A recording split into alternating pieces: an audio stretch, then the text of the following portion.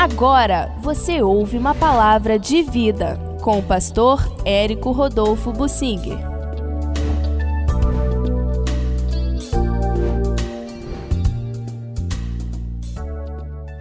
O testemunho do Senhor na difícil hora da ameaça. Eu quero focalizar aqui algumas horas difíceis.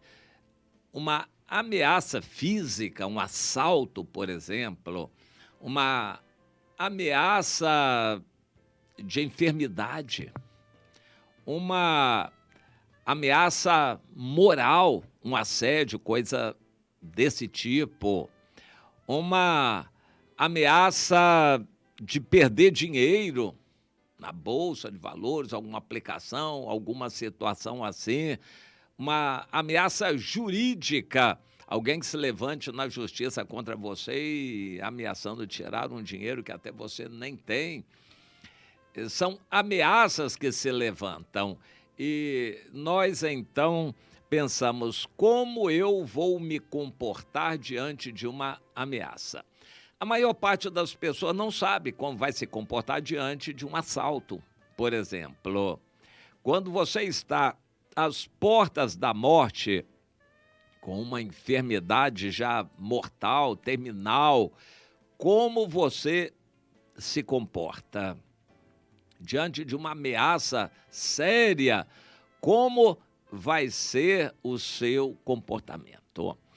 Nós temos na Bíblia uma experiência em que os discípulos de Jesus, agora apóstolos, Pedro e João, estavam liderando a igreja, o Pedro tomando a frente e o João dando apoio. Aquele apoio que Pedro recebia do João era essencial. Pedro era precipitado, ousado, isso era característica dele, e corajoso. Pedro nem de longe tinha qualquer coisa de covarde, tímido, nada disto. Pedro era sempre muito ousado e liderando o povo nos primórdios da igreja primitiva, liderando o povo de Deus, a igreja. Pedro foi o grande líder que, com as chaves que Jesus lhe deu, ele abriu as portas do reino de Deus para multidões entrarem. Foi o grande líder, Deus honrou aquele testemunho de Pedro, foi essencial. Porém, mais adiante, a própria igreja em Jerusalém não deu muita importância para Pedro. Tiago se tornou o grande líder e Pedro acabou tendo que ir para outras bandas e saiu por outros lugares. Por onde ele passava, Deus o abençoava. E, por fim, ele foi para Roma. Também Deus o abençoou grandemente lá. Não temos na Bíblia testemunho dessa passagem de Pedro por Roma. Mas, segundo a história, foi lá que ele morreu e fez também um grande trabalho. Pedro era o Pedro que se lançava. E Deus usou, no capítulo 5 de Atos, Deus usou grandemente o Pedro naquele momento difícil. A igreja tremeu por causa do que Deus fez com Ananias e Safira. Muitos milagres foram feitos, muita gente era curada, mas por causa disto, os saduceus, tomados de inveja, agiram, foram lá junto com o apoio dos sacerdotes, prenderam os apóstolos e os levaram à prisão pública. E de noite, um anjo de Deus estava lá e abriu as portas do cárcere e mandou que eles saíssem. De dia, eles não fugiram, foram pregar para o povo. E quando foram procurar na cadeia os apóstolos Pedro e João, eles já tinham saído e ido para o templo pregar para o povo. Então, nisto, o capitão do templo e os guardas foram e trouxeram os apóstolos sem violência. E eles acompanharam. Eles podiam ter reagido, mas não reagiram. Trouxeram-nos e os apresentaram no Sinédrio, que era o grande tribunal, e ali se julgavam as questões religiosas. E eles então levantaram essa questão. Não é a primeira vez, nós já estivemos com vocês e proibimos vocês de falarem nesse nome de Jesus e lançar sobre nós o sangue desse homem. Então Pedro e os demais apóstolos, então possivelmente tinha até alguém mais além do João, afirmaram: antes importa obedecer a Deus do que aos homens. Palavra corajosa.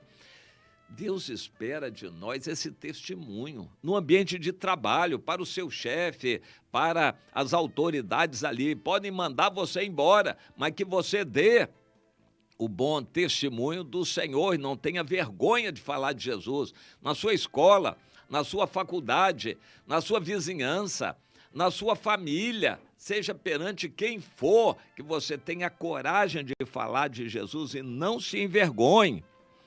E então eles disseram: nós proibimos vocês de falarem nesse nome. E Pedro, tomando a frente, em nome dos apóstolos, responderam: vocês julguem se é mais importante obedecer a Deus ou aos homens. Nós somos testemunhas do que vocês fizeram com Jesus, matando-o e pregando-o na cruz. Mas Deus o ressuscitou e o elevou a príncipe salvador, a fim de dar a todo o povo arrependimento e remissão de pecados. Nós somos testemunhas destes fatos, e bem assim, o Espírito Santo que Deus outorgou aos que lhe obedecem.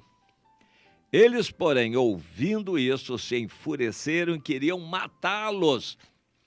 O Sinédrio não era constituído de gente nova, homens jovens, rapazes, não.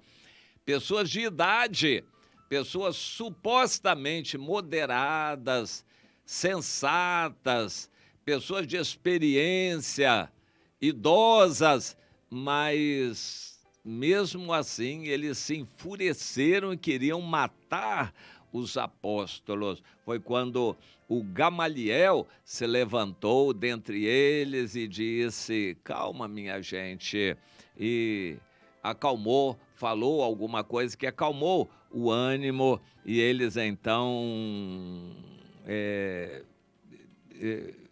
os do Sinédrio, mandaram os apóstolos irem e primeiro açoitaram. Mandaram açoitar, eles receberam açoites e a exortação de que não falassem mais no nome de Jesus. Mas não adiantava, era o que eles podiam fazer, e eles falavam para todo lado de Jesus. Bem, testemunho maravilhoso que encheu todo o capítulo 5 de Atos dos Apóstolos e fica de exemplo para nós. É assim que Deus nos quer também. Deus não tem prazer em quem se acovarda. Deus não tem prazer em quem volta atrás, bota a mão no arado e olha para trás. Deus não tem prazer em quem gosta do mundo, crente dividido, um pé na igreja, outro pé no mundo. Deus não tem prazer em gente desse tipo, mas Ele quer que a gente persevere pela fé. Espera aí, alguém vai dizer, mas tem que ser com sensatez. E se houver uma ameaça? Pois eu quero falar desse triste momento da ameaça. Aquela ameaça era muito forte. Os apóstolos já tinham sido presos, foram açoitados, poderiam ser mortos, eles sabiam disto, porque Jesus tinha sido morto assim, e depois os judeus matariam vários outros, e os apóstolos sabiam que poderiam ser mortos a qualquer momento, mas eles não prezaram a vida mais do que a obediência ao Senhor. Eu tenho lidado com pessoas em situações bem diferentes. Quando a gente conversa com um preso desanimado, a gente vai falar da fé, da ousadia na cadeia. A pessoa vai pesar muitos aspectos, muitos valores. Ele está ali dentro, não tem perspectiva de sair logo. E como ele vai se comportar ali dentro? Pois é, a gente tem que entender isto. Um outro já está no leito terminal, a gente vai visitar uma pessoa idosa, já bem enferma. O que a gente vai falar? Qual é a ousadia que a gente espera de uma pessoa no leito de enfermidade no hospital, já prestes a morrer? Eu me lembro que quando a irmã Cleusa estava doente e ela preferiu ficar conosco aqui, foi uma bênção. Ela era uma bênção em todos os sentidos. Como enferma, ela ficou conosco até o fim. E eu me lembro dela sofrendo muito com aquele câncer e a dor já era alucinante, dor muito forte do câncer. E eu perguntei a ela, minha irmã, ela era mulher de oração, você tem orado, continua orando muito? Ela disse, pastor, vou dizer uma coisa, há momentos em que a dor é tão forte, tão alucinante, que nem orar a gente consegue. Quando a pessoa tem um acidente, está quebrada ali, prestes a morrer, como ela ora naquele momento, acidentada. Eu me lembro daquele policial cristão que, não querendo perder a oportunidade, foi lá e socorrendo o acidentado. Primeiro ele quis saber da fé, pregou o evangelho, falou de Jesus, orou com a pessoa para que ela entregasse a vida para Jesus. O policial foi bem proativo. Ele também não podia tirar o corpo da pessoa dali. Então, tendo que esperar, ele aproveitou para falar de Jesus. Mas a gente vai encontrar uma realidade. A pessoa, quando está acidentada ou levou um tiro, está moribunda já, ela está no leito de enfermidade, sentindo muitas dores. Como está a fé de uma pessoa? O que se pode exigir de obediência, de oração de uma pessoa nessas condições? Pois é, isso é que é para ser analisado. A minha ideia sobre isto é a seguinte: se a pessoa não se acostumou a buscar a Deus na vida inteira, não é naquele minuto final que ela vai ter condições de orar, abrir o coração, lembrar de pecados, confessar pecados, arrepender-se da sua vida passada naquele minuto da morte. Eu acho muito difícil. Diante de uma ameaça, a fé, será que ela começa a atuar? A pessoa tem tempo? Não tem tempo de analisar, rever sua vida. Aquilo que ela não foi, eu creio que ela não conseguirá ser nos minutos finais. Eu queria deixar com você essa exortação. Os nossos irmãos apóstolos, Pedro, João e algum mais que tenha passado por aquilo sendo preso, naquele momento eles deram testemunho, porque eles davam testemunho o tempo todo antes. Se eles tivessem sido crentes covardes, crentes chuchu, como a gente chama, crentes Maria vai com as outras, se eles tivessem sido crentes desse jeito, naquela hora da ameaça, eles não teriam condições de mudar. Dificilmente eles mudariam.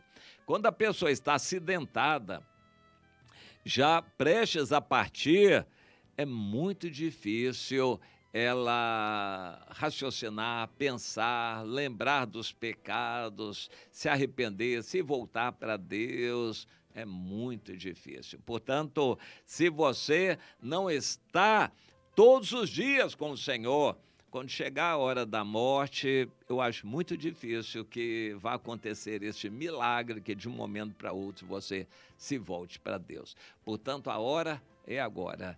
Não espere chegar a hora da ameaça, a hora da morte, a hora difícil, porque a situação só vai piorar. A Bíblia diz que muitos tentarão entrar pela porta estreita naquela hora, mas a porta estreita não dá para passar muita gente no mesmo momento. Então, uns vão tropeçar nos outros e não vão conseguir entrar pela porta estreita. A hora de entrar é agora. Pense nisso, meu irmão, porque se você não está sendo um crente vitorioso, frutífero, honrando o Senhor, santificando a sua vida agora, quando a situação piorar, dificilmente você conseguirá.